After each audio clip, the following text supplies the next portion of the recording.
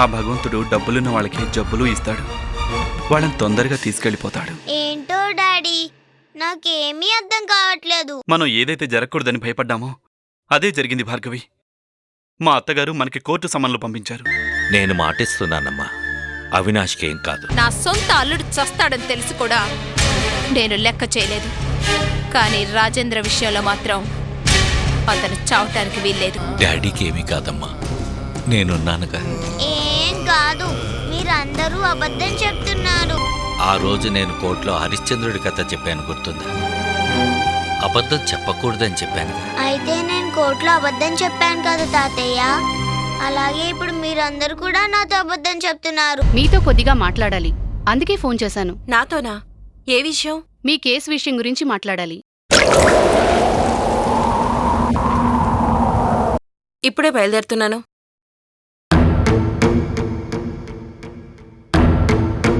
ఎక్కడికి వెళుతున్నావు?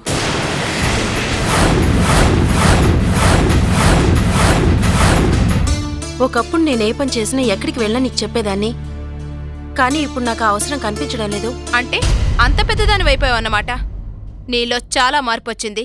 హెస్, వచ్చింది. అది ఎందుకు వచ్చిందో దానికి కారణం ఎవరో నీకు బాగా తెలుసు.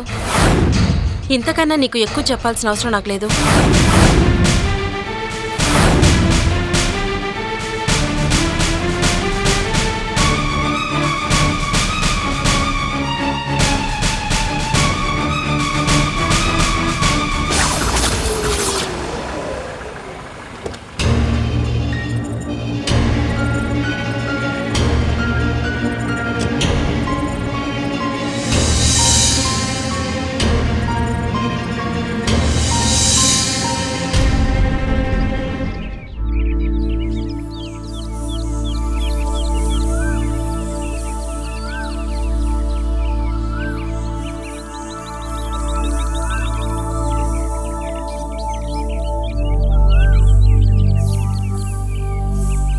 ఇన్స్పెక్టర్ గారు ఎక్కడా?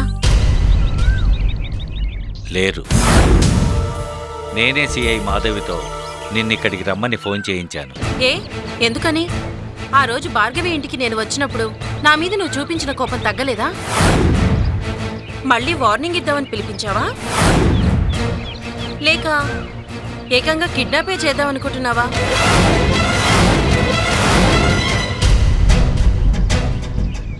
అయినా నాకు తెలిసి ఇలా పిరికివాడిలో ఇంకొకరి చేత ఫోన్ చేయించి పిలిపించే వ్యక్తిత్వం కాదే నీది.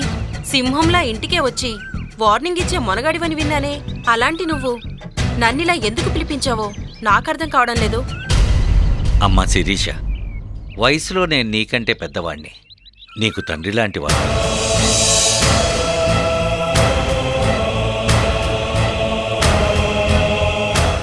నేను భార్గవి అవినాష్లను క్షేమంగా ఉండాలని కోరుకుంటూ ఉంటాను. ఎందుకో తెలుసా? అవినాష్ క్షేమంగా ఉంటే ఎంతోమంది నిర్భాగ్యుల జీవితాలు బాగుపడతాయి. అలాంటి మంచి మనిషి ఈ ప్రపంచానికి ఎంతో అవసరం.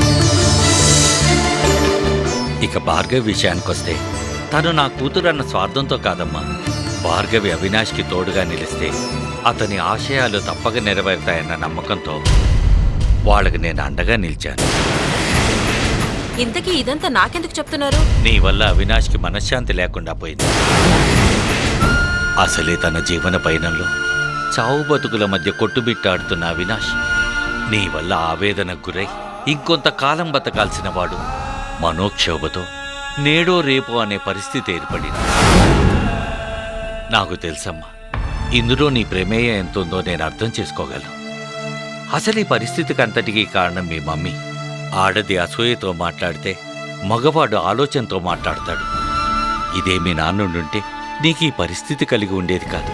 మీ నాన్న ఎవరో, ఎలా ఉంటాడో కనీసం నువ్వు ఏనాడైనా తెలుసుకోవటానికి ప్రయత్నించావా?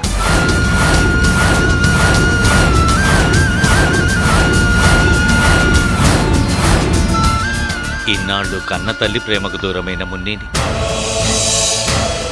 తండ్రి ప్రేమకు కూడా దూరం కానివ్వకమ్మా.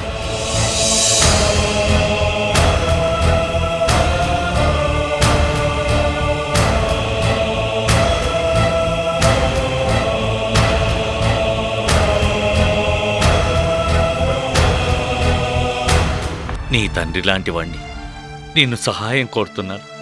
మున్నీకి తండ్రిని ప్రసాదించమ్మా.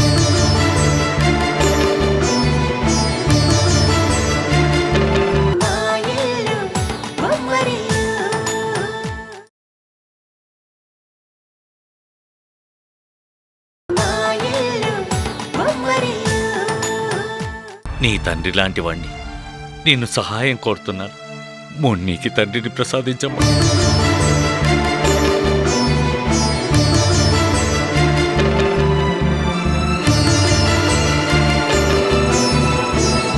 నా తండ్రి లాంటి వారు మీరైనా నాకు నమస్కరించకండి. చూడమ్మా, భార్గవి బాధ్యత వల్ల అవినాష్కి భార్య అయిందే తప్ప వాళ్ళిద్దరి మధ్య ఎటువంటి చెడు ఆలోచనలు లేవు. మున్నీ కోసం నువ్వెంత తప్పిస్తున్నావో నేను అర్థం చేసుకోగలను. మున్నీకి తల్లిగా దగ్గరవ్వాలనుకోవటం తప్పేమీ కాదు. కానీ అందుకోసం నువ్వు చేసిన పని మాత్రం కరెక్ట్ కాదమ్మా. నేనేం చేశాను? మొదట కోర్టు నోటీస్ పంపించావు, తర్వాత సమన్లు పంపించావు. దానివల్ల అవినాష్ మరింత కృంగిపోయి మున్నీకి దూరం అవుతాడు.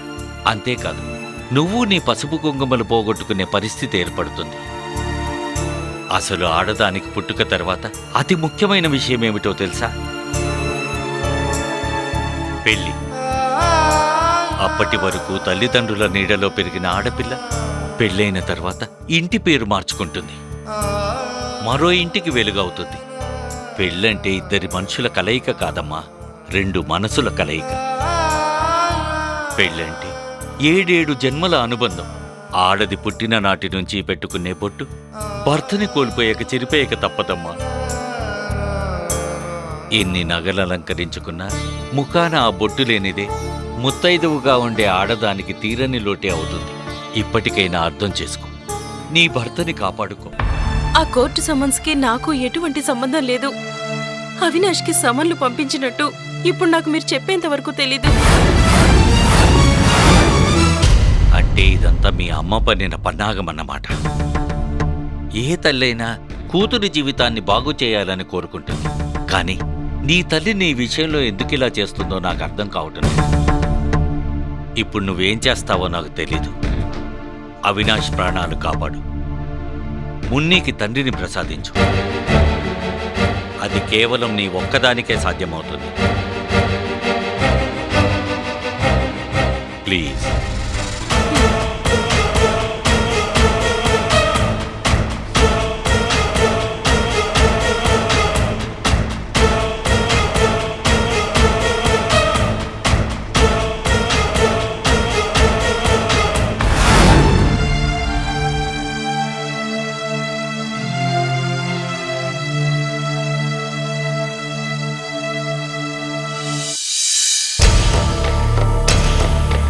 ఓకే, అలాగే, తప్పకుండా. ఎవరితో మాట్లాడుతున్నావు మమ్మీ? నేను మళ్ళీ మాట్లాడతాను. నువ్వు బయటికి వెళ్ళేటప్పుడు ఎక్కడికి వెళ్తున్నావు అని నేను అడిగితే నువ్వు నాకు సమాధానం చెప్పావా? మరిప్పుడు నేను ఎవరితో మాట్లాడుతున్నానో నువ్వు అడిగితే నేను నీకు సమాధానం చెప్పాలా? అవినాష్కి లాయర్ నోటీస్ పంపించావట, సమన్స్ కూడా పంపించావట. అది నాకు తెలియకుండా ఎవరికోసం మమ్మీ? చెప్పు మమ్మీ, ఇదంతా ఎవరికోసం చేస్తున్నావు? ఏంటి ఆ పిచ్చి ప్రశ్న? నేను ఇంక ఎవరి కోసం చేస్తాను? నీ కోసం చేస్తున్నాను, నీ మొగుడు కోసం చేస్తున్నాను. నా మొగుడి కోసమా? మొగుడి కోసమే బాధపడాల్సి వస్తే నేనొక్కదాన్నే కాదు మమ్మీ, నువ్వు కూడా బాధపడాల్సిన అవసరం ఉంది. ఎందుకంటే నీకు కూడా మొగుడు లేడు కాబట్టి. ఏం మాట్లాడుతున్నావే? నీ మొగుడేనే నీకు శత్రువు? కాదు, నా శత్రువు నా మొగుడు కాదు, నువ్వు. నువ్వు నా శత్రువువి. నన్ను వితంతువుని చేయడమే నువ్వు లక్ష్యంగా పెట్టుకున్నావు. అందుకే నా మొగుడిని నాకు దూరం చేయాలనుకుంటున్నావు.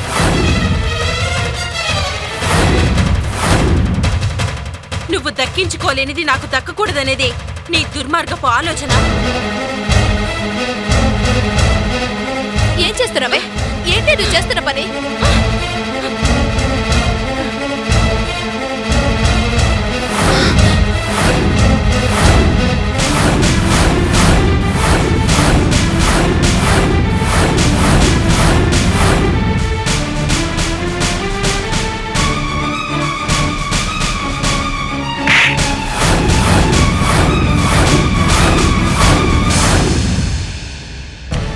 నా పసుపు కుంకుమలు దూరం చేద్దామనుకుంటున్నావు?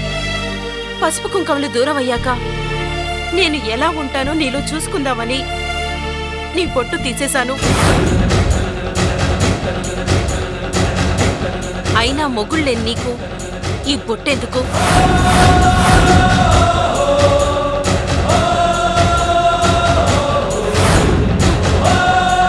నీ మొగుడే బతుకుంటే ఎక్కడున్నాడో ఎందుకు చెప్పు? చెప్పు.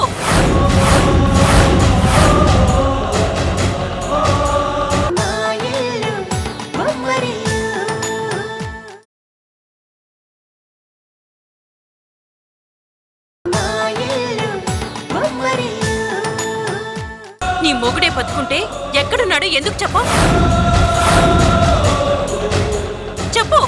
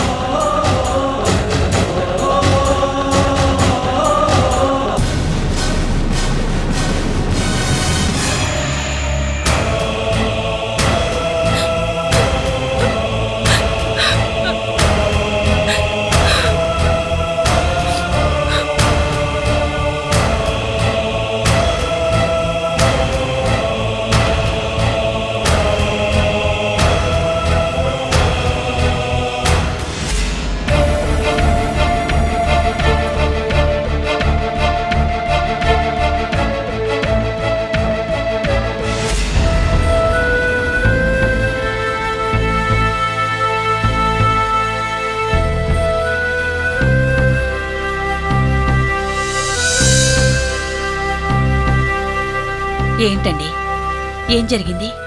ఎందుకలా ఉన్నారు? ఏం చెప్పమంటావు బోనా? ఎంత ధైర్యంగా ఉందామనుకున్నా నా చుట్టూ ఉన్న సమస్యలు వీటికి పరిష్కారం ఏంటని నన్ను ప్రశ్నిస్తూనే ఉన్నాయి. ఒకవైపు ఉన్న సమస్యలు చాలవన్నట్టు భార్గవిని బలవంతంగా ఒప్పించి పెళ్లి చేసి తనని సమస్యల ఊబిలోకి నెట్టి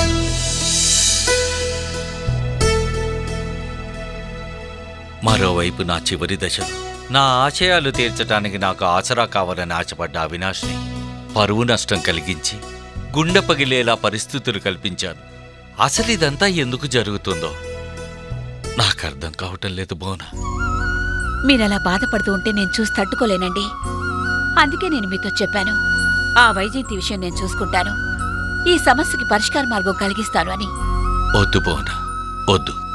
నాకున్న సమస్యలు చాలక నా భార్య నాకింకో సమస్య కాకూడదు. సరే, ఈ విషయాలన్నీ రేపు మాట్లాడుకుందాం.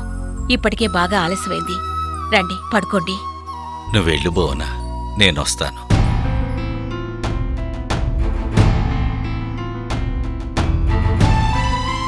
శిరీషను కలిసి అవినాష్ గురించి మున్ని గురించి అంతా చెప్పాను. ఈ పరిస్థితుల్లో మున్నీని కాపాడగలిగేది శిరీష ఒక్కతే. అవును, శిరీషే మున్నీని కాపాడగలుగుతుంది.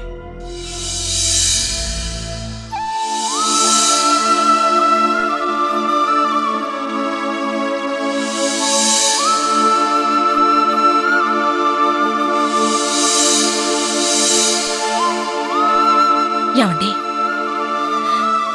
ఏంటండి నన్ను పడుకోమని చెప్పి మీరింకా ఆలోచిస్తూనే ఉన్నారు?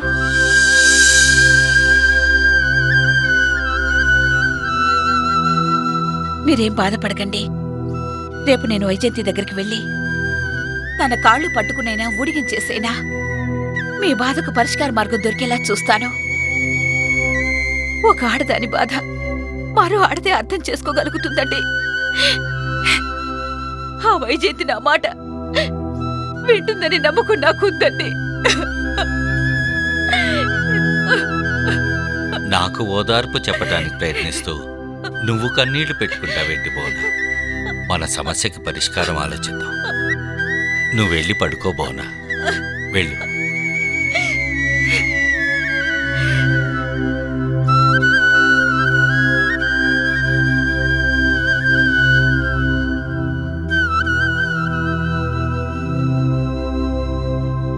ఏదో ఒకటి చెయ్యాలి.